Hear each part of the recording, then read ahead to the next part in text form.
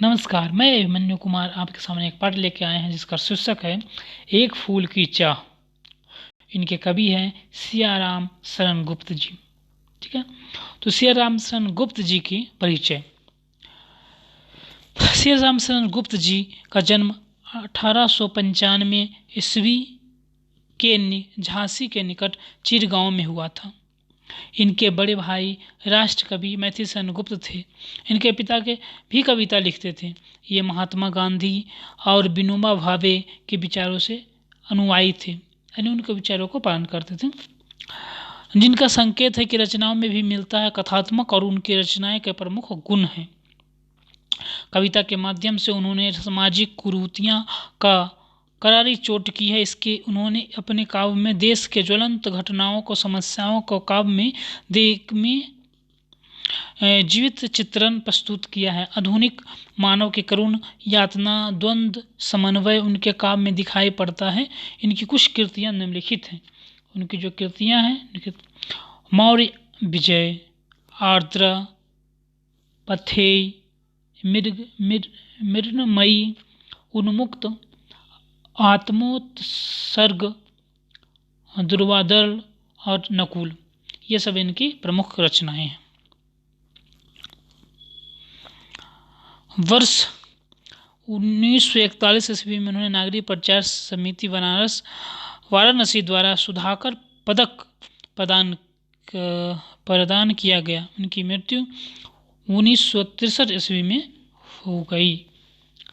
तो इनका परिचय देखे हैं। इस पाठ के कुछ अंश देखते हैं जो इस कविता में चित्रित हैं। प्रस्तुत पाठ सियाराम शरण गुप्त जी की लंबी एवं प्रसिद्ध कविता एक फूल की चाह का एक अंश है। इन कविताओं के मुख्य भाव है समाज में व्याप्त छुआछूत की समस्या और एक मरणासन अछूत कन्या की इच्छा थी कि देवी के चरणों में अर्पित किया हुआ फूल उसे लाकर कोई देता तो वह स्वस्थ हो जाती। उस कन्या के पिता का यह प्रण किया था कि अपनी बेटी की मनोकामना को अवश्य पूरा करेगा।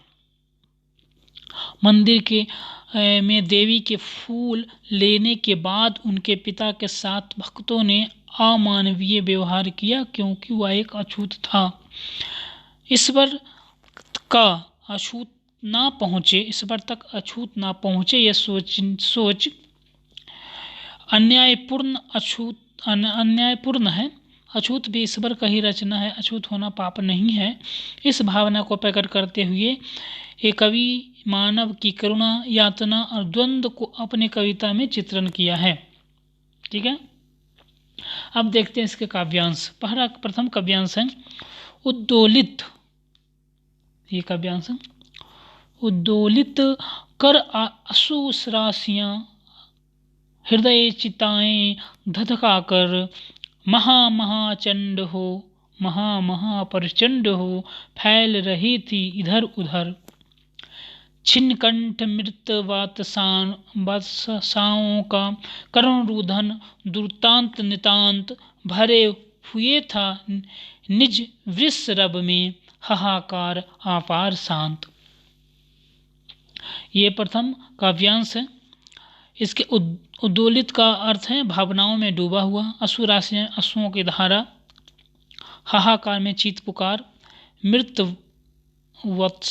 वत्सा का अर्थ है जिसका बच्चा मर गया हो, करुण वेदना का है दया से उत्पन्न करने वाली रोदन, दुदांत का अर्थ है भयानक, नितांत का अर्थ है बिल्कुल। तो इस प्रस्तुत प्रथम कविता के प्रथम काव्यांश के माध्यम से कवि सियाराम शरण गुप्त जी कहते हैं कि ये महामारी के प्रचंड प्रकोप के कारण प्रकोप का वर्णन करते हुए बताया है कि चारों ओर महामारी फैली हुई है और जिसके कारण पीड़ित लोग के आंसुओं से वेदनापूर्ण आंसुओं की धारा बह रही है। जो पीड़ित लोग हैं उसके आंखों से वेदनापूर्ण की धारा बह रही है। उसके हृदय चिताओं की भांति सुलग रहे थे। सभी लोग दुख के कारण व्याकुल थे। अपने मरते हुए बच्चों को देखकर माताओं के कंठ से अत्यंत दुर्बल स्वर के करुण रुदन चारों ओर व्याप्त था। यह वातावरण हृदय को दहला देने वाला था। चारों ओर अवसाद और हाहाकार मचा हुआ था। माताओं का कंठ स्वर नियंत्रण रोते रहने के कारण क्षीण और मंद हो गया था। ठीक है, उनका जो कंठ था वह स्वर अधीमा पड़ गया था, अशांत हो गया था। दूसरे काव्यांश में देखते हैं। बहुत रोका था सुखिया को न जाने खेलने को बाहर, बहुत रोका था सुखिया को न जा खेलने को बाहर, नहीं खेलना रुकता उसका नहीं ठहरती वह पल भर, मेरा हृदय काँप उठता था बाहर गई निहार उसे, यही मानता था कि बच्चा बचा लूँ इस भांति इस बार उसे। ठीक है, इस दूसरे काव्यांश के माध्यम से कुछ कठिन शब्द देखते हैं। पल भर, थोड़े समय के लिए, हृदय कांपना, भयभीत होना। हृदय कांपना का अर्थ है भयभीत होना। निहार में देखकर। इस दूसरे काव्यांश के माध्यम से कवि कहते हैं कि सुखिया के पिता बार बार वो अपनी बेटी को बाहर जाकर खेलने से मना करते हैं और बार बार उसे कहता है कि बेटी बाहर खेलने मत जा, किंतु वह बहुत चंचल और हठी थी।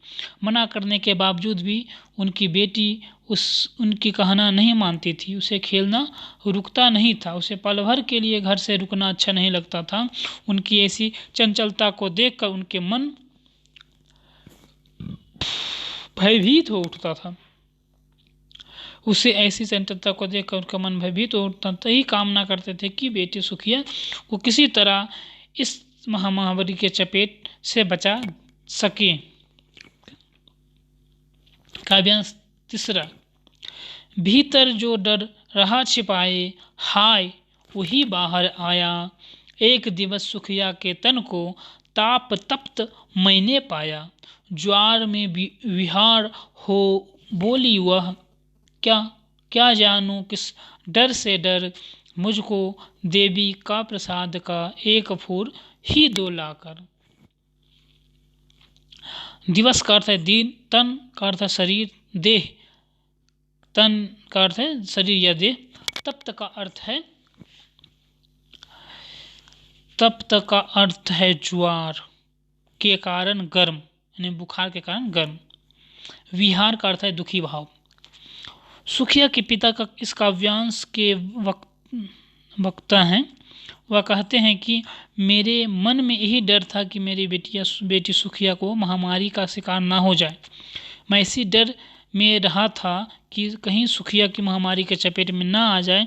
अफसोस वही डर हकीकत में आखिरकार बदल गया।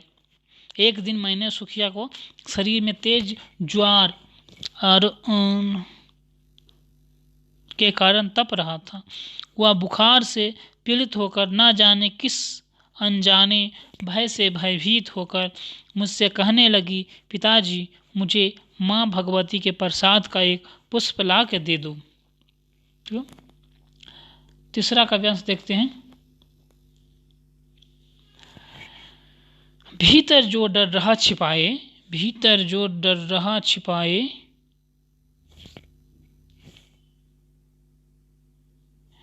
ये तीसरा काव्यांश था। चौथा काव्यांश देखते हैं।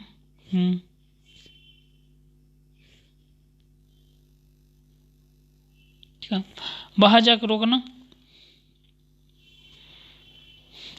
भीतर जो डर रहा छिपाए, हाय वही बाहर आया, एक दिवस सुखिया तन्नू को ताप तप्त मैंने पाया, ज्वार में विहार हो बोली, क्या जानूं डर से डर, मुझको देवी का प्रसाद एक फूल ला कर दे। ठीक है, कर्म सा कंठ छीन हो आया, शिथिल हुआ अवयव सारे, बैठा था नव नव उपाय की चिंता में मैं मन मारे, जान सकाना प्रभात जगत में, हुई अलस अब दोपहरी, स्वर्ण घनों में कब रवि डूबा, कब आई संध्या गहरी।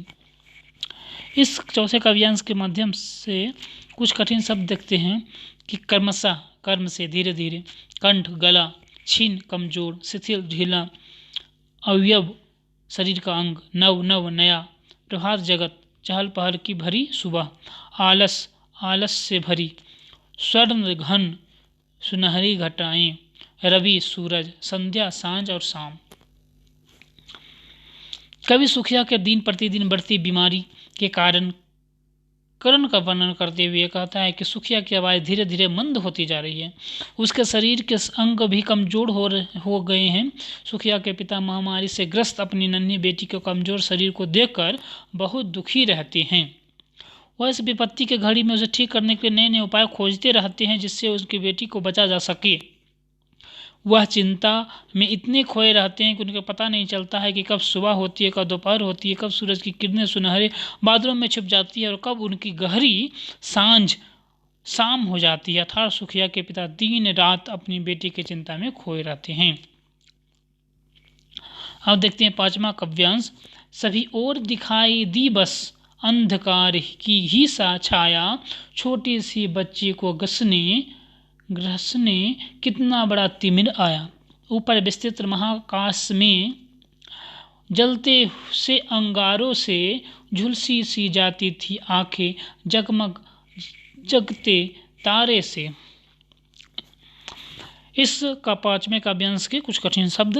अंधकार अंधेरा, छाया प्रभात, गसन गसना खा जाना या निगरना, तिमिर अंधेरा, विस्तृत में चौड़ा हुआ फैला हुआ, महाकाश खुला आसमान, झुलसी जली हुई।